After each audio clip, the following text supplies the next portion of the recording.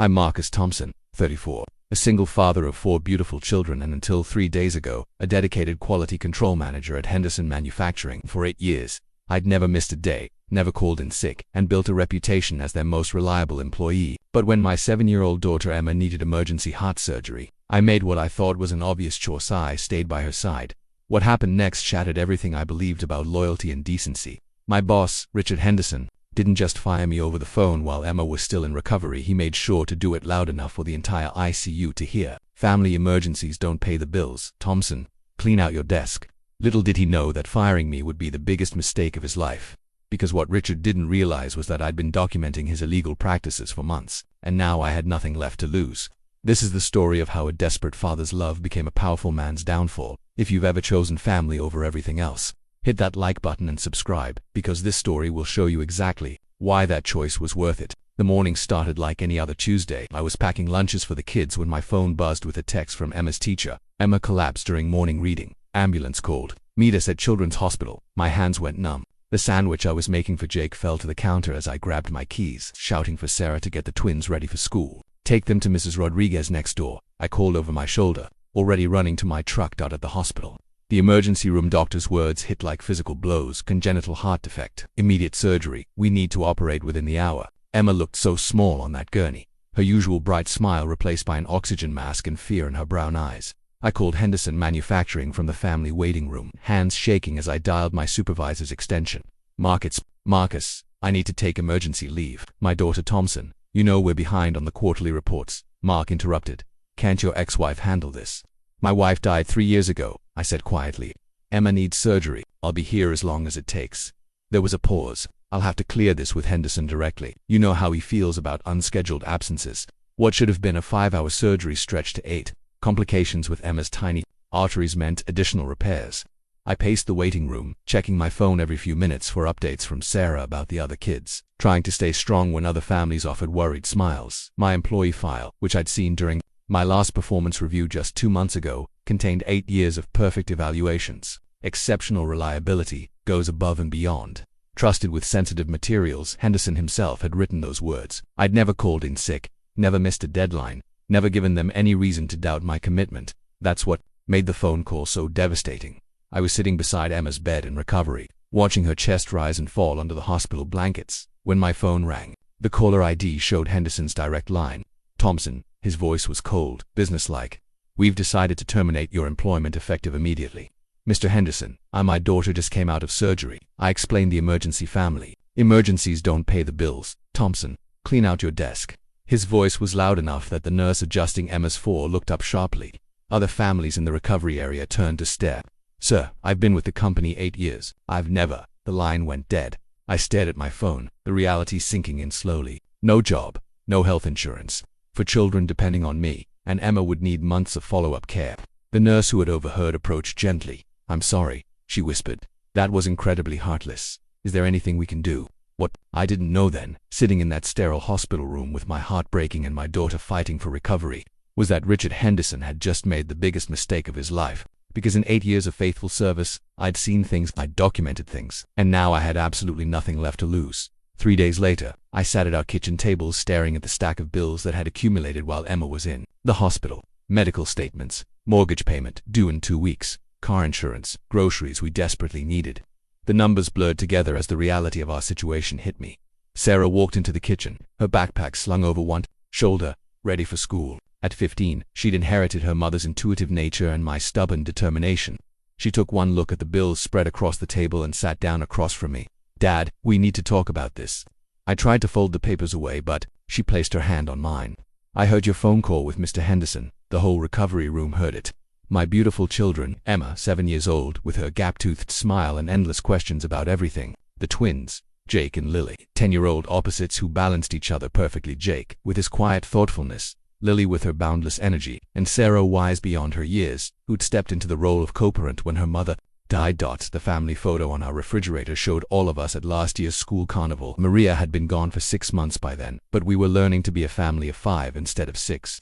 I'd taken on every role I could, driving to soccer practice, braiding hair for dance recitals, staying up late, helping with homework, working overtime whenever possible to keep us afloat financially. Your mom and I always promised we'd figure things out together. I said softly. After the accident, I promised her I'd take care of all of you, no matter what. Maria had been coming home from her nursing shift at the children's hospital when a drunk driver ran a red light. The irony wasn't lost on me that 3 years later I'd be sitting in that same hospital fighting for our daughter's life while my world fell apart again. I know, Dad, but you don't have to do it alone. Sarah pulled out a folded piece of paper. I already talked to Mr. Peterson at the grocery store. He said I can work more hours after school and weekends. And Mrs. Rodriguez said she can watch Emma after school until you find another job. The lump in my throat made it hard to speak. At 15, Sarah was offering to sacrifice her teenage years to help support our family, just like her mother would have done. Sarah, I can't let you. You're not letting me do anything, she interrupted with that stubborn Thompson chin raised. We're a team, remember? That's what Mom always said. When one of us falls down, the rest of us help them back up. Jake wandered into the kitchen, still in his pajamas, his dark hair sticking up at impossible angles. Is Emma gonna be okay? Her chest looks really sore. She's going to be fine, buddy. The doctors fixed her heart, and now she just needs time to heal. Lily bounced in behind him, already dressed and ready for school. When can she come to my soccer game? I scored 3 goals yesterday and she missed it soon. Sweetheart, but she needs to rest for a few more weeks. I looked at these 4 incredible human beings who depended on me for everything: food, shelter, security, love. For 3 years, I'd managed to hold it all together through sheer determination and that steady paycheck from Henderson Manufacturing. Now, with one cruel phone call, Richard Henderson had stripped away our financial stability. But he'd also done something else, something he couldn't have anticipated. He'd freed me from any sense of loyalty or obligation to him. For 8 years, I'd been the perfect employee, keeping my mouth shut about things that didn't sit right, following orders even when they made me uncomfortable. Now, watching Sarah count the tips from her part-time job to help with groceries, seeing the medical bills that would follow us for years, I felt something shift inside me. Henderson had declared war on my family. He just didn't know that I was finally ready to fight back. Henderson Manufacturing dominated the industrial district on the south side of town, its massive steel and glass facade gleaming in the morning sun. For 23 years, the company had been the largest employer in our county, specializing in precision parts for government defense contracts and commercial aviation. Richard Henderson inherited the business from his father and had spent the last decade building it into a regional powerhouse. The local newspaper loved featuring him: ribbon cuttings at charity events, groundbreaking ceremonies for facility expansions, generous donations to the children's hospital, the same hospital where Emma was recovering from surgery. The monthly company newsletter, which I'd received for 8 years, painted Henderson as a visionary leader committed to excellence and safety. Our employees are our greatest asset, he'd written in last month's edition. Their dedication to quality ensures our products meet the highest standards our military and civilian customers demand. What the newsletter didn't mention was the pressure he put on production managers to cut corners, or the way he'd storm through the quality control department when government inspectors scheduled visits, demanding we work overtime to bring everything up to specifications that should have been maintained year-round. My role as senior quality control inspector meant I was responsible for certifying that our products met federal safety standards. For aircraft components, even the smallest defect could mean catastrophic failure. For military equipment, soldiers' lives depended on the integrity of every part we manufactured. Henderson had built his reputation on winning competitive government contracts by underbidding established competitors. He'd tell potential clients that Henderson Manufacturing could deliver superior products, faster and cheaper than anyone else in the industry. What he didn't tell them was how he planned to achieve those impossible margins. The factory floor operated on a production schedule that prioritized speed over thoroughness. Workers were penalized for taking too long on individual pieces, regardless of complexity. When machines needed maintenance, Henderson often delayed repairs until after major shipments were completed. Even when those machines were producing substandard components, my supervisor, Mark Patterson, was a good man caught in an impossible position. He'd worked for Henderson's father and had tried to maintain the old standards of craftsmanship, but Richard Henderson had different priorities. Mark would often come to my office with dark circles under his eyes, stress lines deepening around his mouth. "Marcus, I need you to sign off on the batch reports for the Navy contract," he'd say, setting a stack of inspection forms on my desk. "Henderson wants them shipped by Friday." I'd review the reports and find inconsistencies: tolerance measurements that were close but not quite within specifications, stress test results that showed concerning patterns. "Mark, these readings on the turbine components are borderline. We should run additional tests." "I know, but Henderson says we're behind schedule. He's threatening to dock production bonuses if we don't meet the deadline." This became our routine over the past 2 years. Henderson would pressure Mark, Mark would pressure me, and I'd find myself caught between my professional integrity and the needs of my family. Every time I raised concerns about safety standards, I was reminded that hundreds of families depended on Henderson Manufacturing for their livelihoods. The irony was that Henderson's public image as a community pillar was built on the very reputation for quality that he was systematically undermining. His charity work, his civic leadership, his generous donations, all of it funded by cutting corners on the products that kept people safe. Standing in my empty office 3 days after being fired, I realized how perfectly Henderson had played the game. He presented himself as the responsible employer, the trustworthy contractor, the generous benefactor. Meanwhile, he'd created the system where employees were forced to choose between their professional standards and their job security. For 8 years, I'd chosen job security. I'd signed reports that made me uncomfortable, overlooked discrepancies that should have triggered additional testing, kept quiet about practices that violated both company policy and federal regulations. I'd told myself I was protecting my family, being responsible, picking my battles. But now Henderson had made that choice for me. He'd fired me for putting my daughter's life before his production schedule. He'd shown me exactly what my 8 years of loyalty were worth to him. As I packed the last of my personal items into a cardboard box, I thought about all those newsletter articles praising Henderson's commitment to excellence. All those photos of him shaking hands with military officials and government inspectors. All those glowing testimonials about the company's unwavering dedication to quality and safety. The truth was about to come out. The office building felt different on my last day. Hallways that had been familiar for 8 years now seemed foreign, hostile. Colleagues who normally greeted me with friendly waves avoided eye contact. Word had spread quickly about my termination, and everyone understood the unspoken message. This is what happens when you put family before company. My desk looked strangely bare with all personal items removed. 8 years of accumulated work life reduced to a small cardboard box. As I gathered the last few items from my file cabinet, my fingers brushed against a manila folder. I'd forgotten about safety inspection reports from the past 6 months. I'd pulled the folder out and flipped through the documents. Each report represented hours of careful testing and measurement, ensuring that every component met federal safety specifications. But as I reviewed them now, patterns emerged that I'd been too busy or too willingly blind to notice before. The first report that caught my attention involved turbine blades for a Navy helicopter contract. My initial measurements had shown stress fractures in 3 of the 12 test samples. According to protocol, the entire batch should have been rejected and the manufacturing process reviewed. Instead, someone had overridden my findings and marked the batch as approved. The signature on the override wasn't mine, but it was in my handwriting. I remembered that day clearly now. Henderson had called me into his office, his face red with frustration. "Thompson, the Navy is breathing down our necks on this delivery. These components are fine. The fractures are within acceptable tolerance levels. Sir, the specifications clearly state." "I don't care what the specifications state on paper. I care about keeping our government contracts and keeping this company profitable." He'd shoved the report across his desk. "Rewrite your assessment. Those components pass inspection. Mr. Henderson, if these blades fail during operation, they won't fail. You're being overly cautious. That's why you're quality control and I'm running this company." I'd rewritten the report, convincing myself that Henderson had decades of experience and maybe I was being too rigid in my interpretation of the guidelines. I'd signed my name to a document that certified defective components as safe for military use. The second concerning report involved aircraft landing gear components for a commercial airline contract. Again, my initial tests had revealed stress patterns that exceeded acceptable parameters. Again, Henderson had pressured me to approve the batch anyway. "These airlines run maintenance checks constantly," he'd argued. "If there were real problems, they'd catch them long before any component failed. You're creating delays over theoretical risks." But they weren't theoretical risks. The stress patterns I'd documented indicated potential catastrophic failure under certain load conditions. Components that should have been scrapped were instead certified safe and shipped to airline maintenance facilities across the country.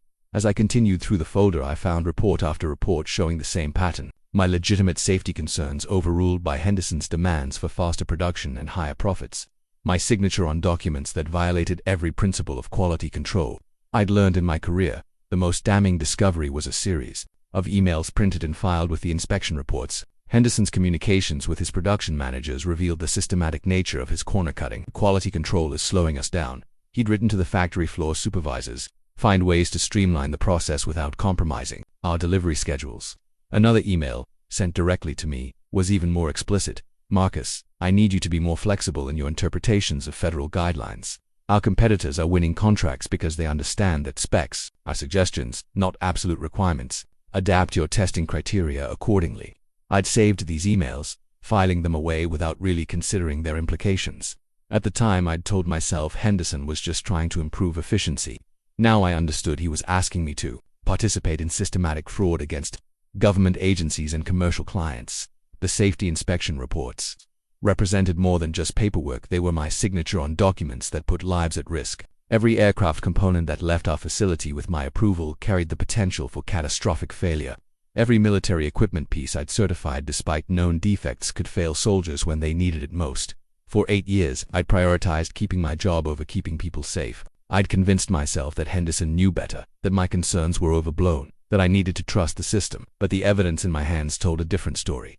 Henderson hadn't just fired me for missing work during Emma's surgery. He'd fired me because I represented a liability as someone who knew too much about his illegal practices, someone who might eventually grow a conscience and report what I'd witnessed. As I slipped the folder into my box of personal belongings, I felt the weight of what I was carrying: evidence of systematic safety violations, documentation of pressure to falsify federal inspection reports, proof that Henderson Manufacturing was defrauding government agencies and endangering lives for profit. Henderson thought he'd eliminated a problem by firing me. Instead, he'd created his worst nightmare: someone with nothing left to lose and everything needed to bring him down. That evening, after the kids were asleep, I spread the contents of the manila folder across our dining room table. Under the warm light of our overhead fixture, the evidence looked even more damning than it had in my office. I photographed each document with my phone, making sure every detail was clearly visible. The email chain I'd discovered painted a picture of systematic corruption that went far beyond my department. Henderson had been pressuring multiple managers to cut corners, manipulate test results, and prioritize speed over safety. What I'd experienced as isolated incidents were actually part of a coordinated effort to defraud government contracts. One email thread particularly caught my attention. It was a conversation between Henderson and his procurement manager about sourcing cheaper materials for a military helicopter contract. The specified materials were aircraft-grade aluminum alloys, designed to withstand extreme stress conditions. Henderson had authorized substituting standard commercial-grade materials that cost 60% less, but offered significantly reduced performance under combat conditions. The military will never know the difference, Henderson had written. Their testing procedures focus on initial specifications, not long-term performance under field conditions. By the time any problems emerge, the warranty period will have expired and will be protected from liability claims. Another email showed Henderson instructing his accounting department to create separate cost-tracking systems for government contracts, maintain one set of records showing compliance with federal purchasing requirements. He directed keep the actual material costs and supplier information in a separate system accessible only to senior management. This wasn't just cutting corners, this was deliberate fraud designed to maximize profits while minimizing detection risks. Henderson had created a systematic deception that affected every government contract the company handled. As I continued photographing documents, I found evidence of retaliation against other employees who had raised safety concerns. Jennifer Walsh from the engineering department had been terminated 6 months ago, officially for performance issues. The real reason, according to an internal memo I'd never seen before, was her repeated requests for additional testing on aircraft brake components. Walsh is becoming a problem, Henderson had written to his human resources director. She's questioning approved procedures and creating delays in our production schedule. Find a reason to terminate her employment before she becomes a bigger liability. 3 other employees had been fired over the past 2 years for similar reasons. All had questioned safety procedures, requested additional testing, or raised concerns about compliance with federal regulations. All had been officially terminated for unrelated performance issues. I realized that my termination wasn't an isolated incident of cruelty. It was part of a pattern of eliminating anyone who might expose Henderson's illegal practices. He'd probably been planning to fire me for months, waiting for an excuse that would seem legitimate and discourage other employees from asking questions.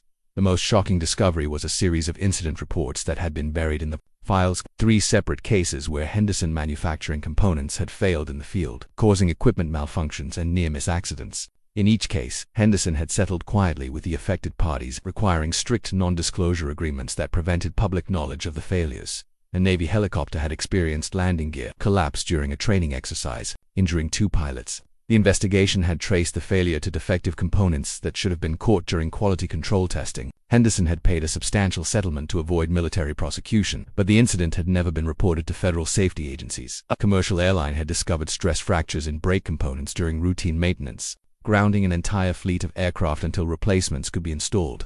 The airline had threatened legal action until Henderson agreed to cover all replacement costs and financial losses from the grounded flights. Each incident represented lives that had been endangered by Henderson's decision to prioritize profits over safety. Each cover-up had allowed him to continue his fraudulent practices without facing consequences or changing his behavior. As I organized the photographed evidence, I began to understand the full scope of Henderson's criminal enterprise. This wasn't a company that occasionally cut corners, it was a systematic fraud operation, disguised as a legitimate manufacturing business. Henderson had built his reputation and wealth by deliberately endangering the lives of military personnel and civilian passengers. The evidence I'd gathered represented potential criminal charges for fraud, racketeering, and endangering public safety. Federal agencies took defense contractor fraud seriously, especially when it involved compromising military readiness and personnel safety. But I also understood the risks of coming forward. Henderson had demonstrated his willingness to destroy anyone who threatened his operation. He had connections throughout the local business community and enough wealth to fight legal challenges for years. Taking him on would mean putting my family at even greater risk. Sarah appeared in the doorway, rubbing her eyes. "Dad, it's really late. Are you okay?"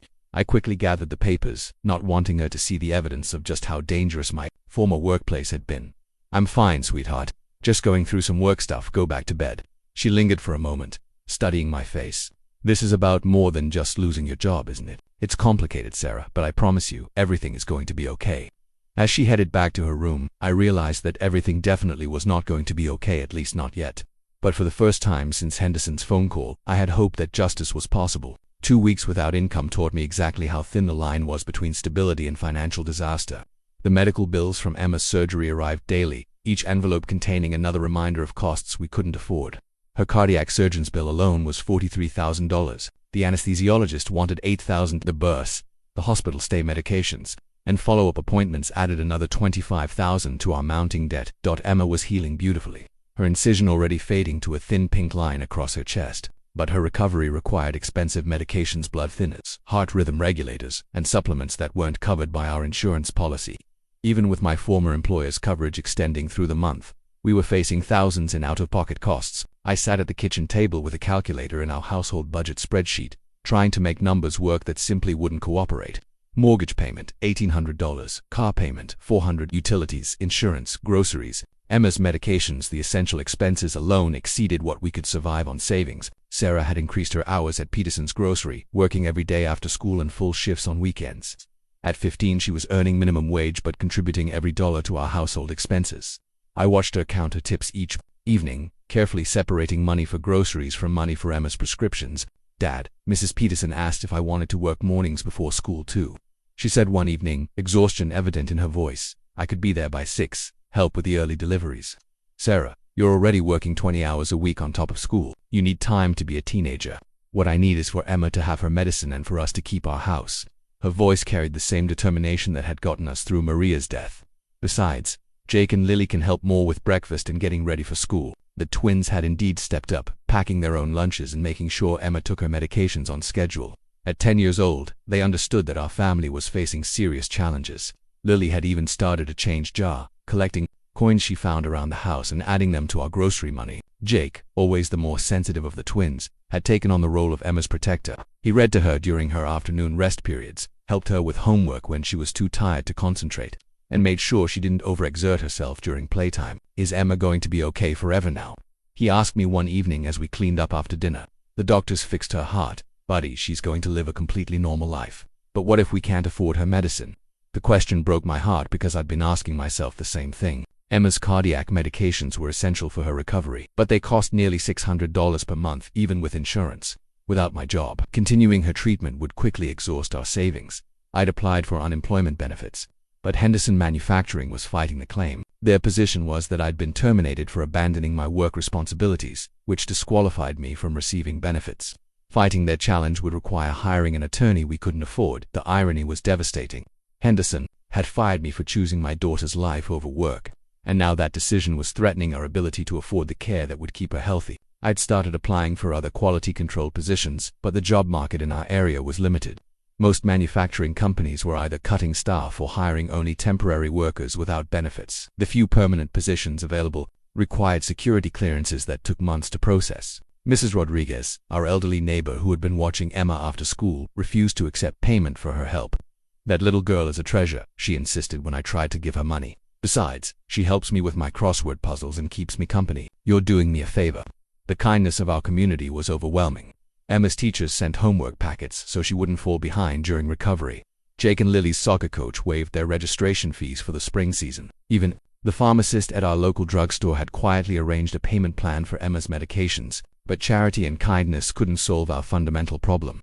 Without steady income, we were slowly drowning in expenses that multiplied faster than my job search progressed.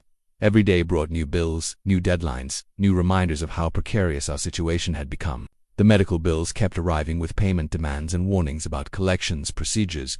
The mortgage company had agreed to a 30-day extension, but that deadline was approaching rapidly. Our car insurance premium was due, and our refrigerator was making concerning noises that suggested expensive repairs ahead. As I stared at the stack of bills and the evidence of Henderson's crimes spread across our dining room table, the contrast was stark. Here was a man who had built wealth by endangering lives, while the people whose lives he'd endangered struggled to afford basic necessities. The weight of responsibility for my family's welfare pressed down like a physical force, for children depending on me for everything, and I was failing them through no fault of my own. Henderson's cruelty had put all of us at risk, and every day of delay in finding new employment made our situation more desperate. But desperation, I was learning, could also be clarifying. When you have nothing left to lose, the choice between safety and justice becomes surprisingly simple. 3 weeks after my termination, I decided to reach out to other former Henderson Manufacturing employees. If my firing was part of a pattern, I needed to understand how extensive Henderson's retaliation had been. I started with Jennifer Walsh, the engineer who'd been terminated 6 months earlier for questioning brake component testing. Jennifer agreed to meet at a coffee shop across town, away from anywhere we might encounter current Henderson employees. She arrived looking nervous, constantly glancing toward the entrance as if expecting surveillance. "Marcus, I heard about what happened to you," she said quietly, sliding into the booth across from me. Emma's surgery that was unconscionable, even for Henderson. "Jennifer, I found some documentation about your termination. It wasn't really about performance issues, was it?" Her laugh was bitter. "Performance issues? I had 12 years of excellent reviews and 3 commendations for process improvements. My performance issue was refusing to sign off on brake components that I knew were defective." She explained how Henderson had pressured her to approve aircraft brake systems that failed stress testing when she'd insisted on additional quality checks. Henderson had accused her of creating unnecessary delays in questioning established procedures. "He called me into his office and told me I was being inflexible and disruptive to team dynamics," Jennifer continued. "When I showed him the test results that proved the components were unsafe, he said I was interpreting the data to literally. Did you keep any documentation?" "Everything I could safely remove from the building." She pulled out her phone and scrolled through a folder of photographs, test results, email exchanges, the real reason for my termination. "I've been afraid to do anything with it, though Henderson has connections everywhere." Jennifer's evidence corroborated everything I'd discovered. Henderson had been systematically pressuring employees to ignore safety violations, falsify inspection reports, and prioritize production schedules over federal compliance requirements. She gave me contact information for 2 other former employees, David Chen, a production supervisor fired 18 months ago, and Lisa Martinez, a quality inspector terminated just 3 months before my own firing. David agreed to meet that same week. His story followed the familiar pattern: questioning unsafe practices, receiving pressure from Henderson to comply, and ultimately being terminated for insubordination and failure to support company objectives. Henderson brought in consultants who claimed our safety procedures were unnecessarily conservative, David explained. They recommended streamlining quality control to improve efficiency. When I pointed out that their recommendations violated federal regulations, I was suddenly a negative influence on team morale. David had supervised production lines for military vehicle components. Under pressure from Henderson, he'd been forced to approve manufacturing processes that didn't meet defense contract specifications. Components with stress fractures, welds that failed pressure testing, electronics that couldn't withstand required temperature ranges all had been shipped to military installations with falsified inspection certificates. "I have nightmares about soldiers getting killed because of components I approved," David said, his voice heavy with guilt. "But I had a family to support, a mortgage to pay. I convinced myself that someone else would catch the problems before anything dangerous happened." Lisa's experience was even more recent and therefore more disturbing. As my replacement in quality control, she'd been hired specifically to be more flexible in her interpretations of safety standards. Henderson had made it clear from her first day that her job security depended on finding ways to approve marginal components rather than rejecting them. He told me that previous quality inspectors had been too rigid in their thinking, Lisa explained during our phone conversation. Message was obvious: approve everything or find another job. I lasted 3 months before I couldn't handle the pressure anymore. Lisa had resigned rather than wait to be fired, but she'd documented everything during her brief tenure. Her evidence showed that Henderson's illegal practices had actually accelerated after my termination, with even more pressure on quality, controlled staff to approve defective components. The pattern was clear and consistent. Henderson had created a systematic process for eliminating anyone who might expose as fraud. He'd built a revolving door in the quality control department, cycling through employees until he found people willing to compromise their professional integrity for job security. More importantly, We collectively possessed comprehensive evidence of Henderson's criminal enterprise, test results, email communications, financial documentation, and witness testimony that proved systematic fraud against government agencies and commercial clients. But we also shared the same vulnerabilities. All of us had families to support, limited financial resources, and legitimate fears about Henderson's capacity for retaliation. He'd already demonstrated his willingness to destroy careers and reputations to protect his operation. Jennifer summed up our dilemma perfectly. We have everything needed to bring him down, but we're all too scared and too broke to risk fighting him. As we coordinated our evidence and planned our next steps, I realized we'd accidentally created exactly what Henderson feared most: a network of informed former employees with nothing left to lose and compelling reasons to seek justice. The termination letters we'd all received contained similar language about performance deficiencies and failure to meet company standards, but taken together, they revealed a clear pattern of retaliation against anyone who'd questioned Henderson's illegal practices. Henderson had made one crucial mistake in his systematic elimination of potential whistleblowers. He'd created a group of people who understood both the scope of his crimes and the personal cost of his retaliation. We'd all suffered financially and professionally because we'd tried to do the right thing.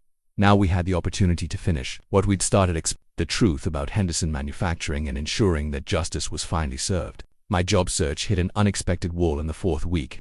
After several promising initial interviews, potential employers suddenly stopped returning my calls. Companies that had seemed eager to hire someone with my experience and qualifications abruptly withdrew their interest without explanation. The pattern became obvious after the 5th rejection. David Morrison at Precision Industries had been enthusiastic about my qualifications during our phone screening. He'd scheduled an in-person interview and asked me to prepare a presentation about quality control improvements. 24 hours before the interview, his assistant called to cancel. "Mr. Morrison has decided to pursue other candidates," she said in a voice that suggested she was reading from a script. "He wished me to tell you that your employment history raises some concerns about reliability." Employment history concerns. I'd worked at the same company for 8 years with perfect performance reviews. The only mark against my record was Henderson's claim that I'd been terminated for abandoning work responsibilities. I called Jennifer Walsh to compare experiences. Her job search had followed an identical pattern: initial interest followed by sudden withdrawal after background checks were completed. "It's Henderson," she said with certainty. "He's sabotaging our employment prospects. I heard through a friend that he's been calling hiring managers at local manufacturing companies, warning them about disgruntled former employees who might cause problems." The realization was devastating. Henderson wasn't content with simply firing us. He was actively destroying our ability to find new employment. His influence in the local manufacturing community was extensive enough to blacklist anyone he considered a threat. I decided to test this theory by applying for a position outside our immediate area. An aerospace company in the next county was advertising for a senior quality control inspector. I submitted my application using only basic employment dates for Henderson Manufacturing, without mentioning the circumstances of my termination. The response was immediate and positive. The hiring manager scheduled a phone interview for the following day and spoke enthusiastically about my qualifications. But when I mentioned during the interview that I'd recently left Henderson Manufacturing, his tone shifted noticeably. "Oh, you worked for Richard Henderson," he said with what sounded like forced casualness. "I know Richard well. We serve on the Regional Manufacturers Association board together.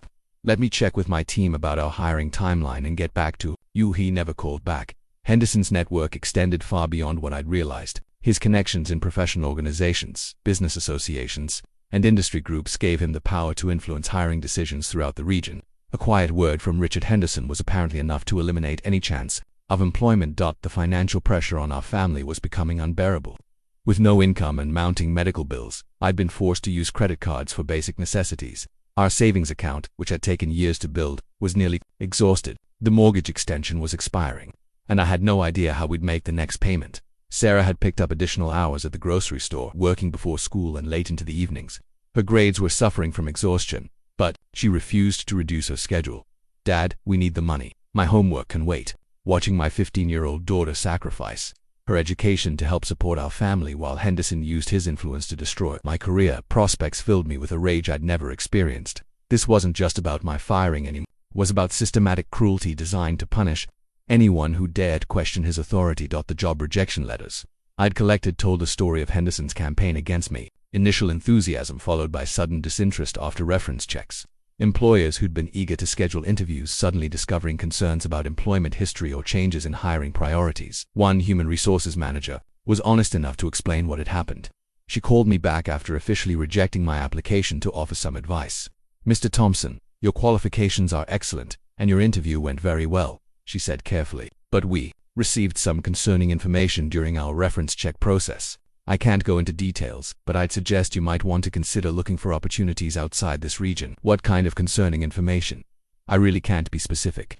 But whoever your former employer spoke with made it clear that hiring you could create complications for companies that do business with Henderson Manufacturing. The implication was clear. Henderson was using his economic influence to pressure other companies into avoiding me. Any business that hired me risked losing contracts or facing other forms of retaliation from Henderson Manufacturing. I'd become unemployable not because of my qualifications or performance, but because Henderson had decided to make me an example. He was demonstrating to anyone who might consider challenging his authority that the consequences extended far beyond simple termination. The cruelty was calculated and comprehensive.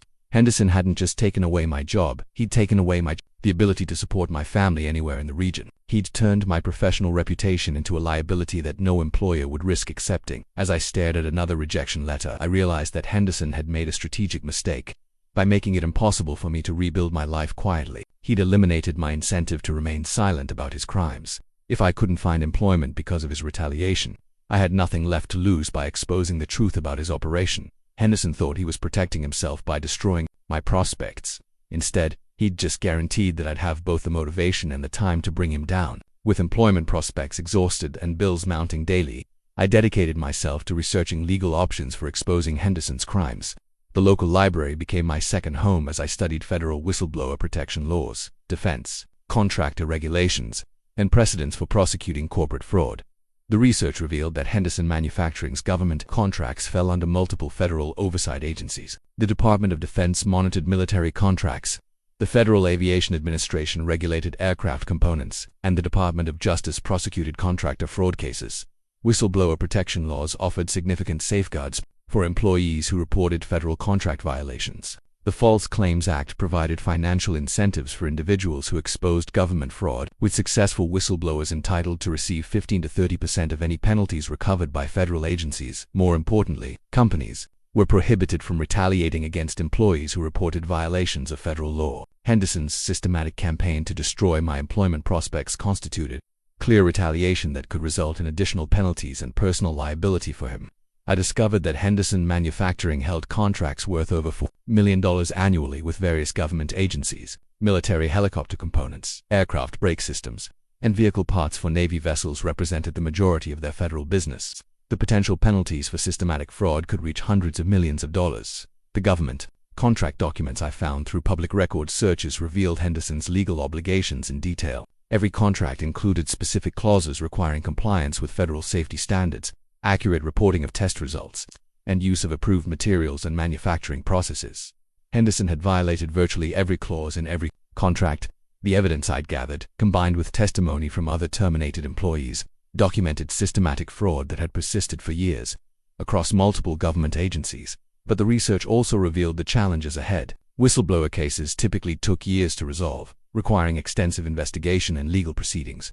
Federal agencies moved slowly and cautiously, especially when dealing with established defense contractors with political connections. Henderson's reputation and influence would work in his favor initially. He'd cultivated relationships with government officials, military procurement officers, and regulatory agency personnel over decades. His charitable work and civic involvement had created a public image that would be difficult to overcome. I needed legal representation, but qualified attorneys who handled federal whistleblower cases typically required substantial retainer fees. The lawyers I contacted quoted costs between $25,000 and $50,000 just to begin the process. Money I obviously didn't have. Legal aid organizations could provide some assistance, but their resources were limited and their expertise in complex federal fraud cases was minimal. Most focused on basic civil rights issues rather than sophisticated white-collar crime prosecution. The breakthrough came when I contacted the Government Accountability Project, a non-profit organization that provided legal assistance to federal whistleblowers. Their attorney, Patricia Kellerman, agreed to review my evidence and discuss the case without charge. Mr. Thompson, what you've documented represents exactly the kind of systematic fraud that federal agencies take very seriously, she explained. During our phone consultation, defense contractor fraud endangers military personnel and compromises national security. The evidence you've gathered could support both criminal prosecution and substantial civil penalties. Patricia explained that federal whistleblower cases often attracted experienced attorneys willing to work on contingency arrangements. If the case resulted in significant penalties, attorney fees would be paid from the government's recovery rather then requiring upfront payment from the whistleblower. The challenge will be Henderson's influence and resources, she warned. He'll hire the best defense attorneys money can buy, and they'll attack your credibility, your motivations, and your evidence. Whistleblower cases require years of commitment and the willingness to withstand intense scrutiny. I thought about Emma's medical bills, Sarah working before school to help pay for groceries, and Henderson's systematic campaign to prevent me from supporting my family. The decision was obvious. Ms. Kellerman Henderson has already destroyed my career and put my family at risk. I have nothing left to lose and every reason to see this through to the end. She connected me with Thomas Chen, a Washington attorney who specialized in federal contractor fraud cases. Thomas had successfully prosecuted several major defense contractor fraud cases and was willing to represent me on a contingency basis. Don't initial conversation confirmed that the evidence was strong enough to support a comprehensive federal investigation. The falsified safety reports, email communications, financial documents, and witness testimony from other terminated employees created a compelling case for systematic fraud. Henderson's mistake was creating such a clear pattern of retaliation. Thomas explained, federal agencies particularly hate it when contractors try to silence employees who report violations. The retaliation actually strengthens our case and increases potential penalties. The government contract documents Thomas obtained revealed the full scope of Henderson's federal business.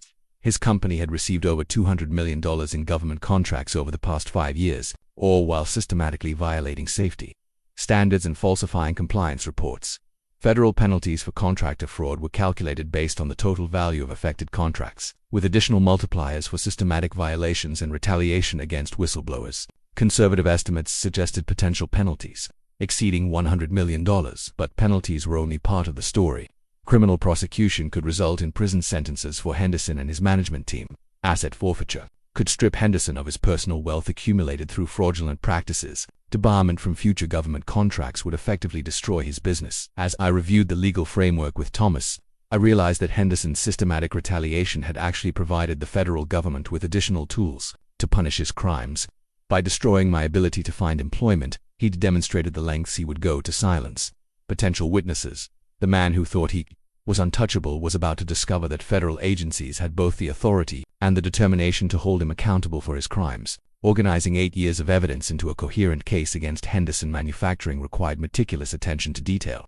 Thomas Chen had provided a framework for documenting the systematic fraud, and I spent 2 weeks creating a comprehensive timeline that connected Henderson's illegal practices to specific government contracts and safety violations. The timeline began with my earliest memories of being pressured to approve questionable components, tracking the escalation of Henderson's demands for flexibility and safety standards. Each incident was cross-referenced with dates, government contract numbers, and supporting documentation. January 2019, first pressure to approve aircraft brake components that failed stress testing for Delta Airlines contract. 201908447 Henderson's email. These specs are suggestions, not absolute requirements. March 2019, military helicopter blade components showing stress fractures approved under pressure for Navy contract. N0002 4-19- C-4165. Henderson's justification. The Navy runs constant maintenance checks. Theoretical risks aren't our concern. June 2019, landing gear components with tolerance violations shipped to American Airlines under commercial contract, number AA2019123. Henderson's directive. Airlines will catch real problems during their own inspections. The pattern was clear and consistent across dozens of contracts. Henderson had systematically violated federal safety standards while falsifying compliance documentation to maintain his competitive advantage in bidding processes. My documentation revealed the financial motivation behind Henderson's fraud. By using cheaper materials and streamlined manufacturing processes, he'd been able to underbid established competitors by 20 to 30% while maintaining profit margins that exceeded industry standards. The government contract analysis Thomas had requested showed how Henderson's fraudulent practices affected national security and public safety. Military vehicle components that couldn't withstand combat conditions, aircraft parts that posed catastrophic failure risks, electronic systems that failed under required temperature ranges. Each violation represented potential disasters that had been prevented only by luck or by other quality control measures that Henderson had no knowledge of. Soldiers whose lives depended on equipment integrity, passengers whose safety relied on aircraft component reliability. The human cost of Henderson's greed was staggering. I created separate files for each category of evidence. Falsified inspection reports, email communications documenting pressure to approve defective components, financial records showing the use of unauthorized materials, and incident reports of field failures that Henderson had covered up through settlements. The email evidence was particularly damning because it showed Henderson's personal involvement in directing the fraud. These weren't rogue employees making individual decisions. This was systematic corruption ordered from the top of the company and implemented throughout the organization. Jennifer Walsh, David Chen, and Lisa Martinez provided additional documentation that filled gaps in my evidence. Their combined testimony created a comprehensive picture of how Henderson had pressured multiple departments to participate in the fraud scheme. David's production records showed how Henderson had directed manufacturing teams to use cheaper materials, while maintaining documentation that claimed compliance with contract specifications. The cost savings from these substitutions had generated millions in additional profits over the years. Lisa's brief tenure in quality control had provided the most recent evidence of Henderson's practices. Her documentation showed that the pressure to approve defective components had actually increased after my termination, suggesting that Henderson felt more confident about his ability to silence potential whistleblowers. The timeline also documented Henderson's systematic retaliation against employees who questioned his practices, the pattern of terminations, the coordinated campaign to destroy employment prospects, and the threats made to current employees who might consider speaking out. This retaliation evidence was crucial because it demonstrated Henderson's consciousness of guilt. People who were following legal practices didn't need to eliminate witnesses or destroy careers to protect their operations. Thomas reviewed the organized evidence and confirmed that it met federal standards for initiating a comprehensive investigation. The documentation was thorough, the timeline was clear, and the witness testimony was credible and consistent. Marcus, this represents one of the most comprehensive fraud cases I've seen in defense contractor prosecution, Thomas said during our review meeting. Henderson's personal involvement in directing the fraud, combined with the systematic retaliation, creates multiple avenues for both criminal and civil prosecution. The final step in building our case was calculating the full scope of Henderson's fraud. Thomas had obtained records of every government contract Henderson Manufacturing had received over the past 5 years. Cross-referencing these contracts with my evidence revealed that virtually every government project had involved some form of safety violation or compliance fraud. The total value of affected contracts exceeded $150 million. Under federal penalty calculations, Henderson faced potential fines that could reach 3 times the fraud amount, plus additional penalties for retaliation and obstruction of justice. More importantly, the evidence supported criminal charges that could result in substantial prison sentences for Henderson and his management team. Federal prosecutors took defense contractor fraud seriously, especially when it involved compromising military readiness and endangering lives. As I reviewed the completed case file, I felt a mixture of satisfaction and apprehension. We had built an airtight case that would almost certainly result in Henderson's prosecution and conviction, but I also understood that filing the complaint would trigger a war with a wealthy and influential opponent who had already demonstrated his willingness to destroy anyone who threatened him.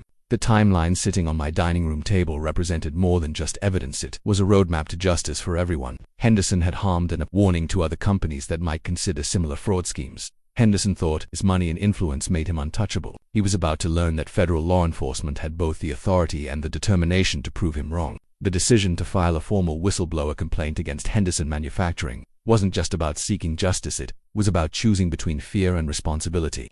As I sat in my living room reviewing the federal complaint Thomas had prepared, I understood that signing those documents would change everything for my family. Emma had recovered beautifully from her surgery, her energy returning daily as her heart grew stronger. She'd started asking when she could return to soccer practice and whether the scar on her chest would fade completely.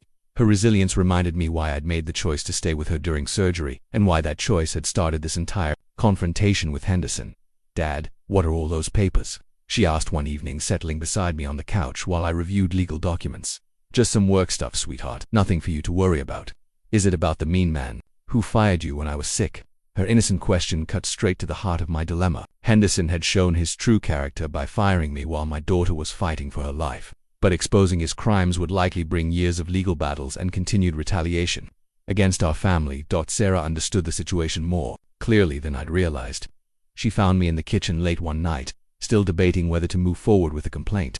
"Dad, I know what you're thinking about," she said, pouring herself a glass of water and sitting across from me. "You're worried that fighting Mr. Henderson will make things harder for us. Sarah, this could take years to resolve. Henderson has money and lawyers and connections. It won't be easy." "Nothing has been easy since Mom died," she said quietly. "But we've gotten through everything by doing what's right, not what's convenient. You taught me that." Her words echoed conversations I'd had with Maria during difficult times in our marriage. Maria had always insisted that we make decisions based on principles rather than convenience, even when the principled choice came with personal costs. The federal whistleblower protection guidelines Thomas had provided offered some reassurance about retaliation risks. Federal law prohibited employers from punishing employees who reported government contract fraud, and agencies were required to investigate retaliation claims aggressively. But protection laws couldn't eliminate all risks. Henderson had already demonstrated his willingness to wage campaigns of personal destruction against anyone who threatened him. Moving forward with the complaint would likely intensify his efforts to harm my family. I thought about the other families affected by Henderson's crimes, military families whose loved ones depended on equipment that Henderson had knowingly compromised, airline passengers whose safety relied on components that had been certified despite known defects, workers who had lost their jobs for trying to maintain safety standards. Henderson's fraud had put countless lives at risk while generating millions in illegal profits. His systematic retaliation against whistleblowers had created a culture of fear that allowed the fraud to continue unchecked. Someone needed to break that cycle of corruption and intimidation. The financial pressure on our family remained overwhelming. Emma's medical bills continued arriving weekly, and our savings were nearly exhausted. Sarah was working herself to exhaustion trying to help with expenses, and the twins were old enough to understand that we were facing serious financial problems. But the whistleblower laws offered potential financial relief as well as justice. Successful cases resulted in substantial awards that could resolve our immediate crisis and provide long-term security for the children's education and future needs. Thomas had explained that federal agencies prioritized whistleblower cases involving defense contractors and public safety violations. The comprehensive evidence we'd assembled virtually guaranteed government action, though the timeline for resolution remained uncertain. "Marcus, you need to understand that filing this complaint will make you a target," Thomas had warned during our final preparation meeting. "Henderson will hire investigators to examine every aspect of your life. His attorneys will attack your credibility, your motivations, and your character. This process requires absolute commitment because backing down once you've started will destroy your credibility permanently." I'd already seen Henderson's capacity for cruelty and retaliation. He'd fired me while my daughter was in surgery, systematically destroyed my employment prospects, and demonstrated his willingness to wage personal war against anyone who challenged his authority. The choice wasn't really between safety and danger. Henderson had already made our situation dangerous by his retaliation campaign. The choice was between accepting defeat or fighting back with the only weapons available to me: truth, evidence, and federal law enforcement authority. Looking at the formal complaint, with its detailed allegations and comprehensive evidence attachments, I realized this document represented more than just legal action. It was a declaration that ordinary people could challenge powerful corporations when those corporations violated the law and endangered lives. Emma appeared in the kitchen doorway, rubbing her eyes and looking for a drink of water. As I helped her with her cup, I thought about the world I wanted her to grow up in. A world where employers couldn't fire parents for choosing their children's lives over production schedules. A world where companies couldn't endanger military personnel and civilian passengers for profit. A world where speaking truth was protected rather than punished. The federal complaint was my chance to help create that world for her, and for all the other children whose parents were trying to do the right thing in difficult circumstances. I picked up my pen and signed the whistleblower complaint, officially declaring war on Henderson Manufacturing and everything it represented. Thomas Chen filed our formal whistleblower complaint with the Department of Justice, Department of Defense, and Federal Aviation Administration on a cold Tuesday morning in March. The official complaint, stamped and processed by federal agencies, represented the culmination of months of research, documentation, and preparation. The complaint alleged systematic fraud in government contract performance, falsification of safety inspection reports, retaliation against employees who reported violations, and conspiracy to defraud federal agencies. The evidence package included over 300 pages of documentation, witness statements from 4 former employees, and a comprehensive timeline spanning 5 years of illegal activities. Within 48 hours, I received confirmation that all 3 agencies had opened formal investigations into Henderson Manufacturing. The Department of Justice assigned the case to their Public Integrity Section, which specialized in prosecuting government contractor fraud. The Department of Defense initiated a review of all active Henderson contracts, and the FAA began examining aircraft component certifications. Jennifer Walsh, David Chen, and Lisa Martinez had agreed to serve as corroborating witnesses, providing federal investigators with detailed testimony about Henderson's systematic pressure to violate safety standards. Their willingness to come forward despite personal risks strengthened the case significantly and demonstrated the widespread nature of Henderson's illegal practices. The federal investigation process moved with surprising speed. Within 1 week, investigators from all 3 agencies contacted me to schedule detailed interviews about my allegations. The lead investigator, Special Agent Sarah Martinez from the Department of Justice, explained that defense contractor fraud cases received high priority due to national security implications. "Mr. Thompson, the evidence you've provided indicates systematic violations that potentially compromise military readiness and public safety," Agent Martinez explained during Our initial interview. Federal agencies take these allegations very seriously and will be conducting a comprehensive investigation. The interview process was exhaustive but encouraging. Agent Martinez and her team spent 6 hours reviewing every piece of evidence, asking detailed questions about Henderson's practices, and documenting my personal experiences with pressure to falsify safety reports. The pattern of retaliation you've described is particularly concerning, Agent Martinez noted. Federal law prohibits companies from punishing employees who report contract violations. Henderson's systematic campaign to destroy your employment prospects constitutes criminal obstruction of justice. 2 weeks after filing the complaint, Thomas received notice that federal investigators were requesting additional documentation from Henderson Manufacturing. The company was required to provide all safety inspection records, email communications, and financial documents related to government contracts for the past 5 years. This was the moment Henderson would realize the scope of the investigation and the seriousness of the allegations. His first instinct would likely be damage control, destroying evidence, coaching employees, and mobilizing his legal and political resources to fight the charges.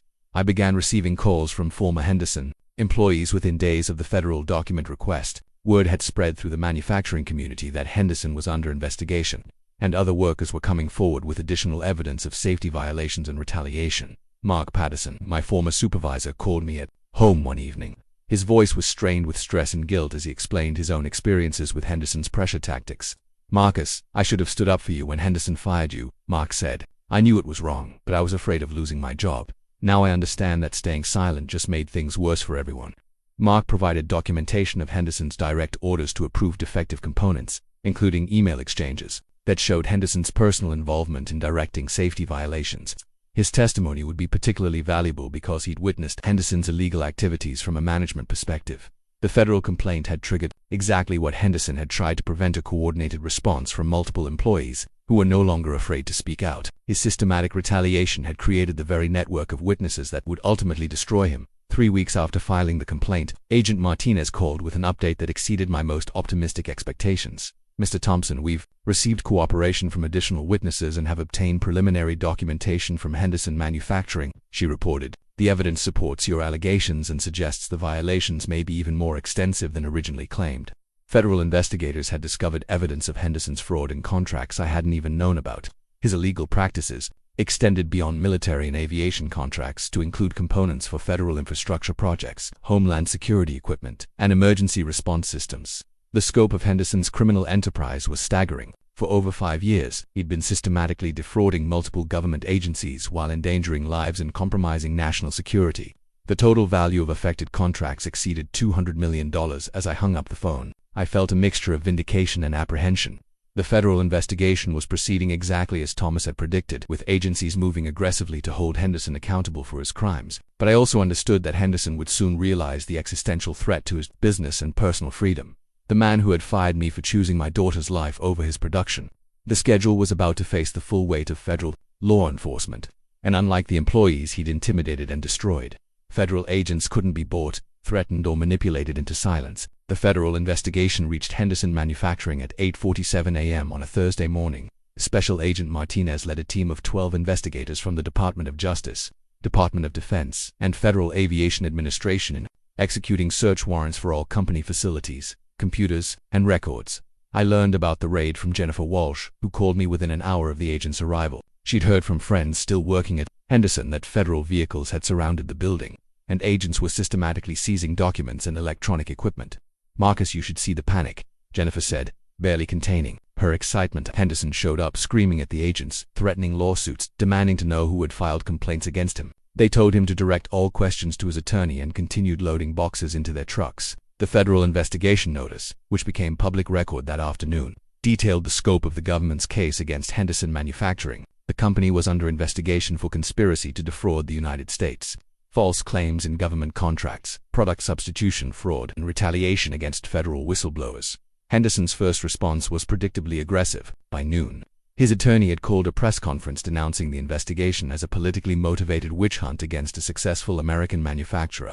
Henderson claimed the allegations were fabricated by disgruntled former employees, seeking financial gain through frivolous lawsuits, but his public denials couldn't hide the panic that federal investigators had witnessed during the raid. According to Agent Martinez, Henderson had attempted to prevent agents from accessing his personal computer and had made several phone calls before being informed that all communications were subject to monitoring during the investigation.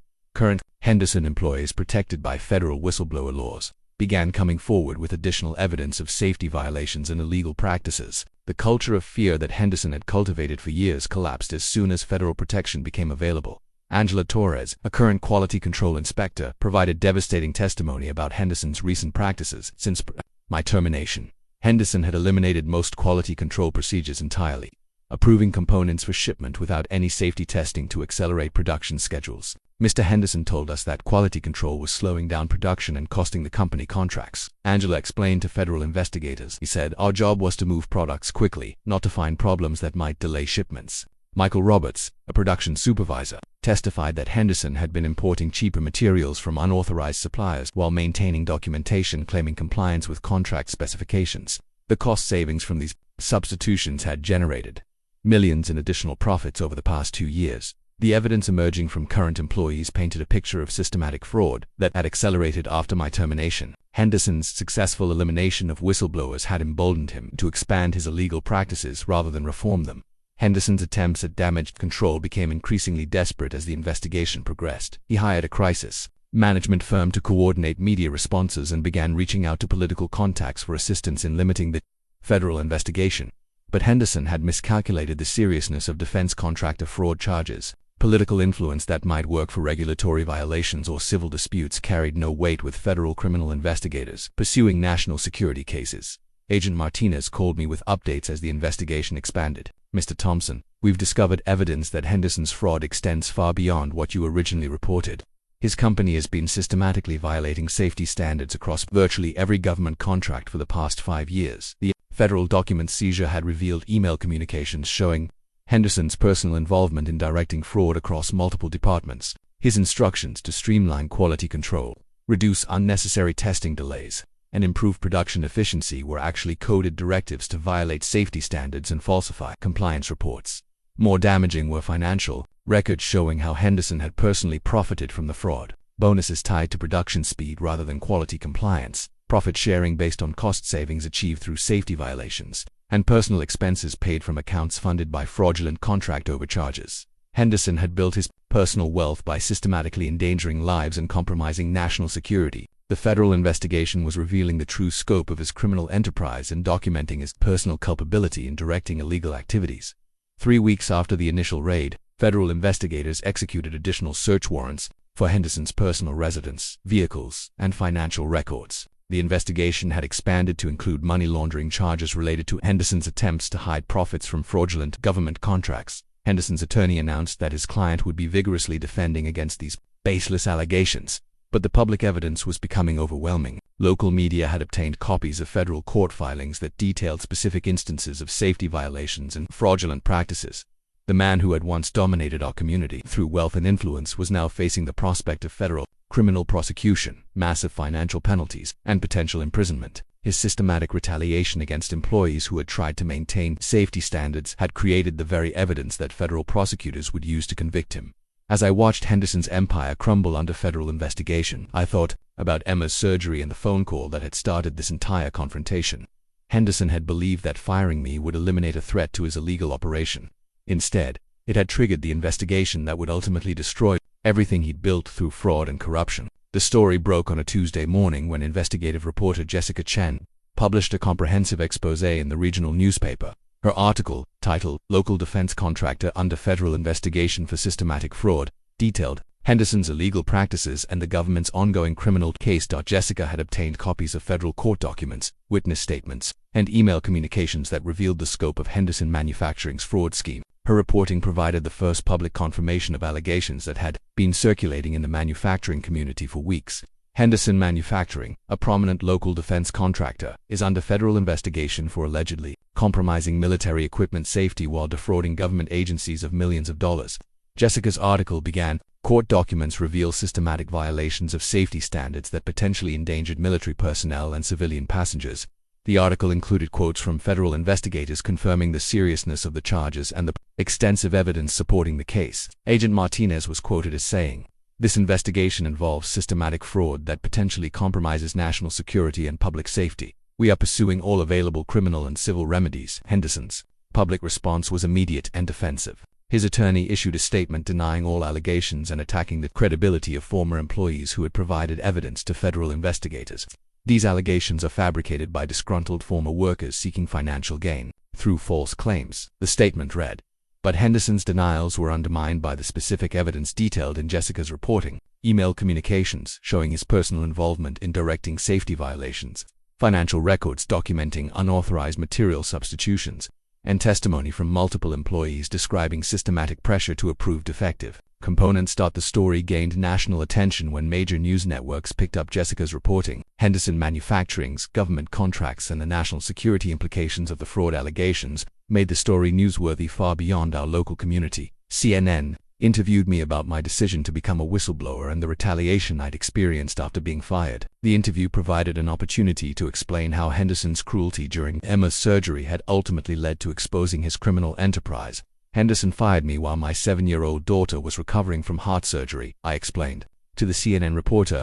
His callousness in that moment made me realize that someone willing to show such cruelty to a family in crisis was capable of much worse behavior in his business practices. The national media attention brought additional witnesses forward with evidence of Henderson's illegal activities. Former employees from other companies that had contracted with Henderson Manufacturing provided testimony about quality control violations and safety standard compromises. Sarah Martinez, a former airline maintenance supervisor, contacted federal investigators after seeing the news coverage. She provided documentation of defective Henderson components that had been discovered during routine aircraft inspections, components that should have been caught during quality control testing. We found stress fractures in Henderson brake components that could have caused catastrophic failure during landing, Sarah explained in her statement to investigators. The discovery forced us to ground an entire fleet until replacement parts could be installed.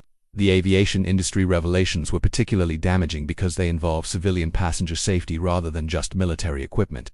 Fraud had potentially endangered thousands of airline passengers who had no knowledge of the compromised components in their aircraft. Henderson's business relationships began collapsing as the extent of his fraud became public knowledge. Government agencies suspended all existing contracts and barred Henderson Manufacturing from bidding on new projects. Commercial clients canceled orders and demanded inspections of previously delivered components. Local business leaders who had previously supported Henderson began distancing themselves from him and his company. The Regional Manufacturers Association removed him from their board of directors, and several charitable organizations returned his donations to avoid association with the fraud allegations. Henderson's personal reputation in the community, built over decades of civic involvement and charitable contributions, crumbled within weeks of the story breaking. Local residents who had respected him as a successful businessman now viewed him as someone who had endangered military personnel and civilian passengers for personal profit. The media coverage also brought attention to the systematic retaliation Henderson had used against employees who questioned his practices. Other former employees came forward with stories of being fired, blacklisted, and financially destroyed for trying to maintain safety standards. David Chen was interviewed by the local newspaper about his experience being terminated for questioning unsafe manufacturing practices. Henderson created a culture of fear where employees knew they would lose their jobs if they tried to follow safety regulations, David explained. The pattern of retaliation documented in media reports showed that my experience was part of a systematic campaign to silence anyone who might expose Henderson's fraud. His cruelty wasn't limited to individual incidents. It was an essential component of his criminal enterprise. Public support for the federal investigation grew as community members understood the scope of Henderson's crimes and the courage required for employees to come forward. Despite personal risks, letters to newspaper editors praised the whistleblowers for protecting public safety and military personnel. Emma asked me about the news stories that mentioned our family. Dad, are people talking about when I was sick and the mean man fired you? Yes, sweetheart. But now everyone understands that what he did was wrong, and he's going to face consequences for hurting people. The media exposure had transformed Henderson from a respected community leader into a symbol of corporate greed and corruption. His systematic fraud and retaliation had been exposed to public scrutiny, ensuring that even if legal proceedings took years to complete, his reputation and influence were permanently destroyed. 6 months after filing the whistleblower complaint, federal prosecutors announced criminal charges against Richard Henderson and Henderson Manufacturing. The indictment included 18 felony counts ranging from conspiracy to defraud the United States to retaliation against federal whistleblowers. U.S. Attorney Michael Rodriguez held a press conference to announce the charges, describing Henderson's scheme as one of the most comprehensive defense contractor fraud cases we've prosecuted in this district. The potential penalties included decades in federal prison and hundreds of millions of dollars in fines and restitution. The defendants systematically violated safety standards that protect military personnel and civilian passengers. Rodriguez explained to assembled reporters, his fraud endangered lives while generating millions in illegal profits. These charges demonstrate that no one is above the law when it comes to national security and public safety. The criminal charges were accompanied by civil enforcement actions from multiple federal agencies. The Department of Defense initiated proceedings to recover damages from all Henderson contracts dating back 5 years. The Federal Aviation Administration imposed fines exceeding $50 million for safety violations affecting commercial aircraft components. Henderson Manufacturing faced immediate bankruptcy. As the company's assets were frozen pending resolution of the criminal and civil cases, government agencies terminated all existing contracts and demanded return of payments for fraudulent work.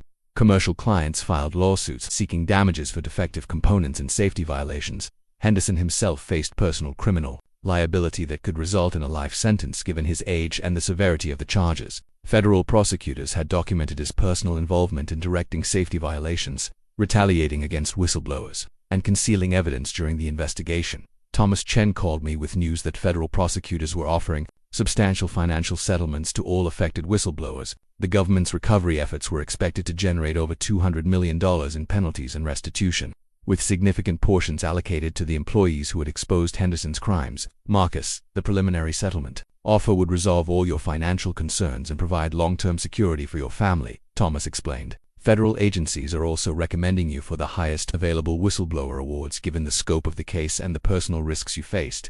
The financial relief was overwhelming after months of struggle with medical bills and unemployment. Emma's medical expenses would be fully covered, along with funding for all 4 children's college educations and enough additional compensation to ensure our family's long-term financial security. But the most satisfying aspect of the prosecution was watching Henderson face consequences for his systematic cruelty and corruption. The man who had fired me while my daughter was fighting for her life was now facing federal criminal charges that would likely result in spending his remaining years in prison.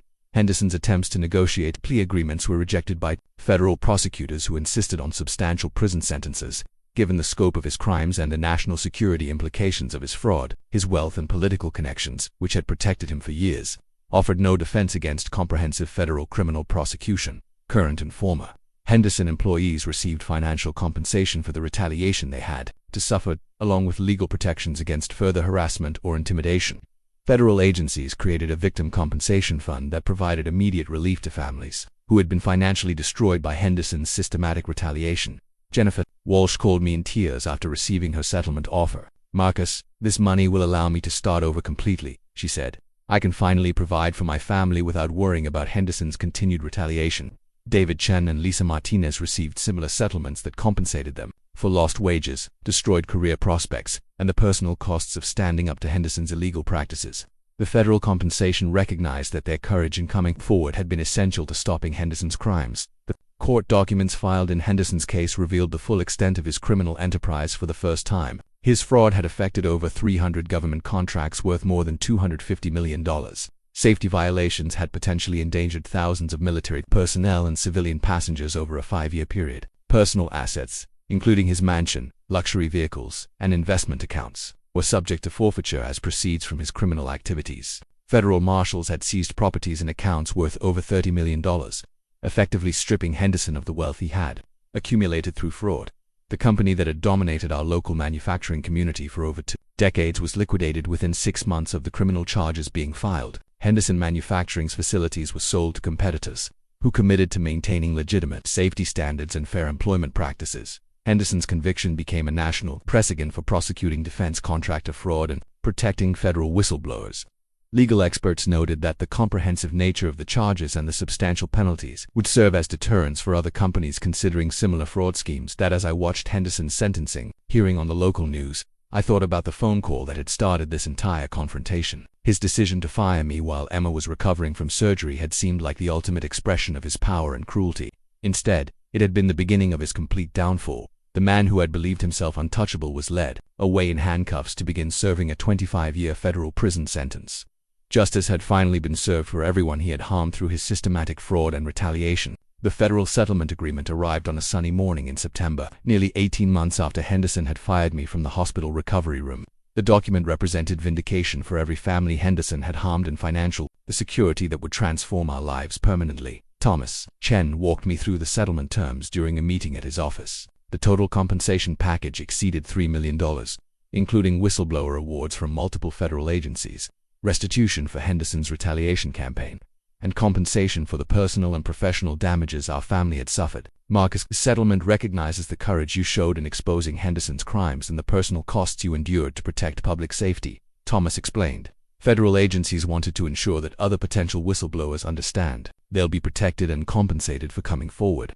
The financial relief was overwhelming after months of struggling with medical bills and unemployment. Emma's current and future medical expenses would be fully covered, along with college funds for all 4 children that would ensure their educational opportunities, regardless of our future circumstances. But the settlement represented more than financial compensation. It was official recognition that choosing my daughter's life over Henderson's production schedule had been the right decision. Federal agencies had validated my priorities and confirmed that Henderson's firing me had been both illegal and morally reprehensible. Emma had recovered completely from her heart surgery, her energy and enthusiasm returning stronger than ever. She'd rejoined her soccer team and was excelling in school, with no lasting effects from the cardiac defect that had required surgical correction. Her resilience reminded me daily why fighting Henderson had been worth every risk we'd faced. Dad, Mrs. Peterson says people are calling you a hero, Sarah mentioned one evening as we reviewed college brochures for her senior year applications. She says you saved lots of soldiers and airplane passengers by stopping the bad man. The hero label felt uncomfortable because I'd simply done what any parent would do, protected my child when she needed me most. But I understood that our community viewed the whistleblower case as an example of ordinary people standing up to powerful corporations when those corporations endangered lives. The settlement had attracted job offers from manufacturing companies throughout the region and beyond. My reputation for integrity and willingness to maintain safety standards made me an attractive candidate for quality control positions with companies that valued ethical practices over short-term profits. Precision Aerospace, a defense contractor with impeccable safety records, offered me a senior quality assurance position with a substantial salary increase over my Henderson employment. The company specifically cited my whistleblower case as evidence of the professional integrity they sought in their quality control leadership. Mr. Thompson, your willingness to put safety before profits is exactly what our industry needs, explained Precision's CEO during my interview. We want employees who understand that our reputation and our customers' lives depend on maintaining the highest standards.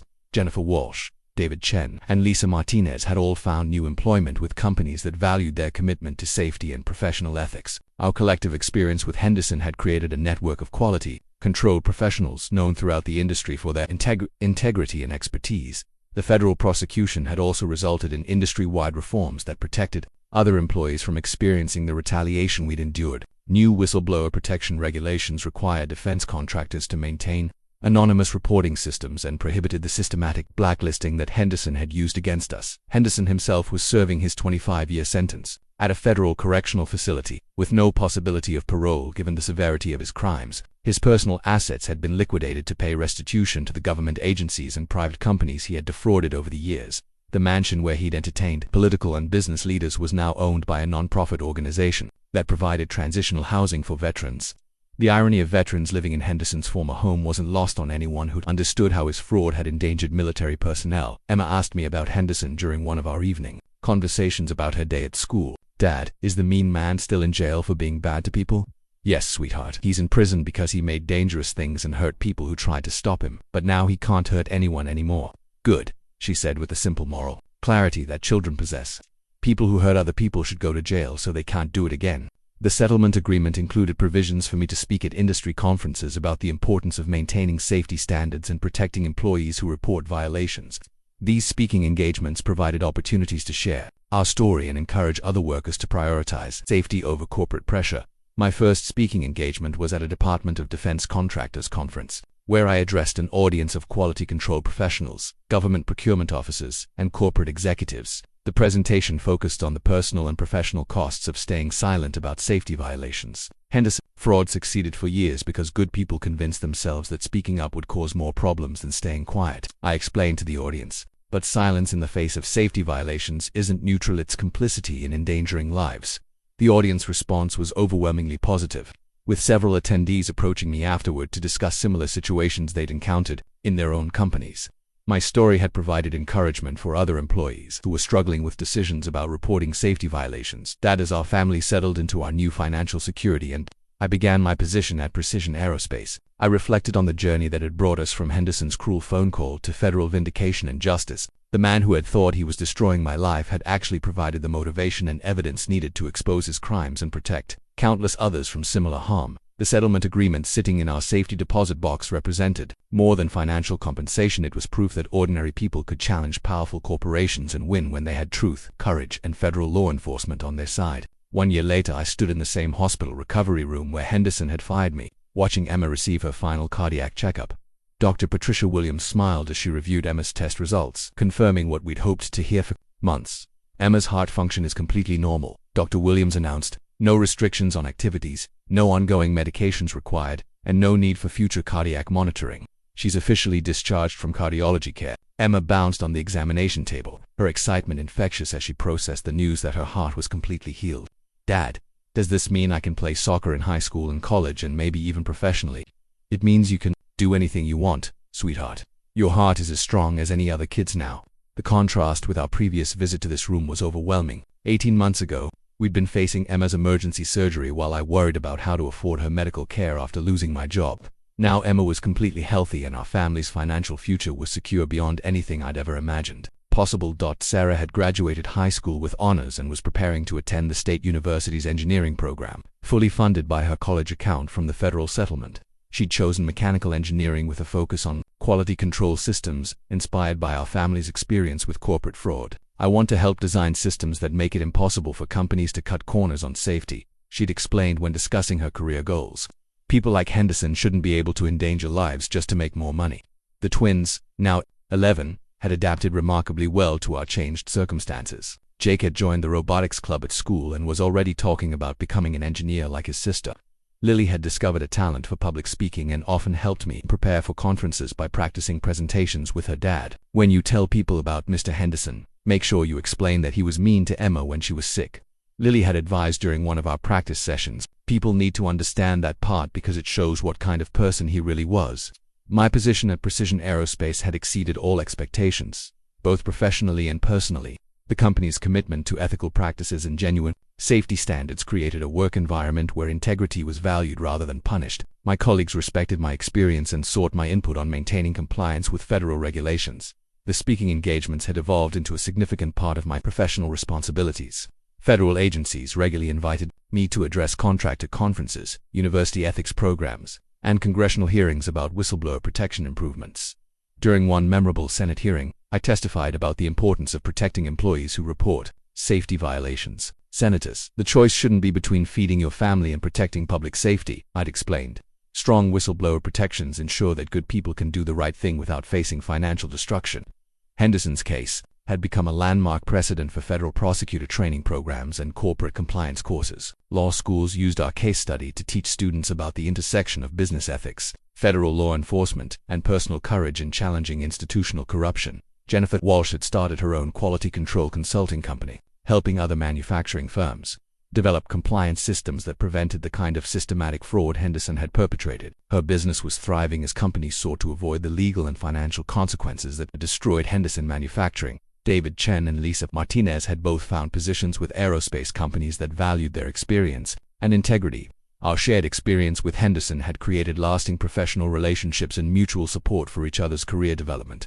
The federal settlement had also enabled our family to give back to the community that had supported us during our most difficult period. We'd established a scholarship fund for children of manufacturing workers, ensuring that other families facing economic hardship could still provide educational opportunities for their children.